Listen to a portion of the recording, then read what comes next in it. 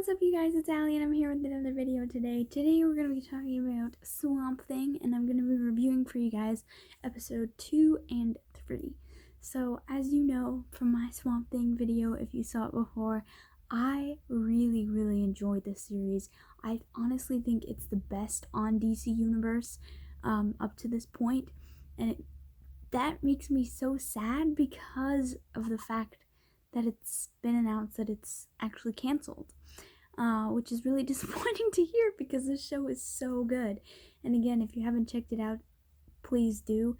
I hope that they end the series in like a good completion type way and not, with a cliffhanger and you're like, well, you never get to see how it ends. I'm sure they'll try their best to do that. But yeah, this series is really good, and I want to talk now about episode 2 and 3.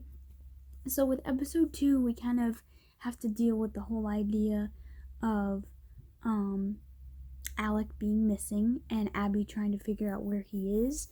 There's also an introduction of this new doctor character, Dr. Woodrow, and he works for Avery Sunderland, and he's the one that's made this accelerant that's being put into the swamp, and this is kind of what's causing the mutagens to go crazy as far as making this disease happen.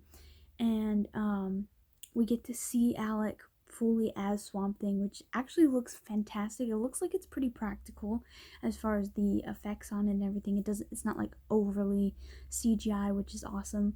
And he doesn't speak from what we can tell in episode 2, but he does talk to the little girl, Susie Coyle, and that's how Abby finds out that it's Alec, because at the end of episode 2, Susie's like, yeah, he told me his name and his name is Alec.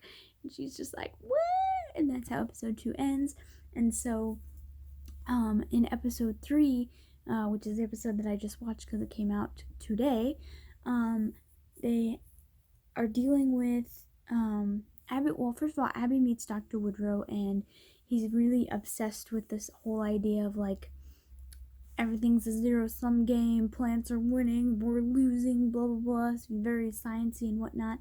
But it did kind of show a softer side of him when it was expanding upon the relationship he has with, I think, his wife, girlfriend, fiance, something, his partner, and how they had to deal with her either getting dementia or Alzheimer's, I'm not really sure, but her starting to forget things very quickly and easily, which is really sad because, sad for me at least. My grandfather, he had dementia, and it was really rough for our whole family for him to, forget things and sometimes not even be able to recognize his own grandchildren, which was obviously not fun.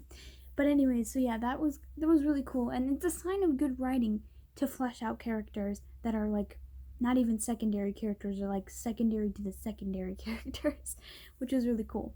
But yeah, so in this one, the guy that Swamp Thing kills in episode 2 comes back to life by the help of bugs, I guess. It's very disgusting and weird. Swamp Thing ends up killing him. He basically just has to say release because he controls all of nature now, and that was a really cool way to show his power. They're really playing up his power, and I can't wait to see it full force. It's exciting. But yeah, he finally talks to Abby Arcane, and he's like, yeah, it's me, Alec, and he has no idea what the heck has happened to him and what he is. And so that's kind of the mystery of what to solve now. Abby figures out how to suppress the disease, which is really great, from a hint from Alec, so that was really helpful.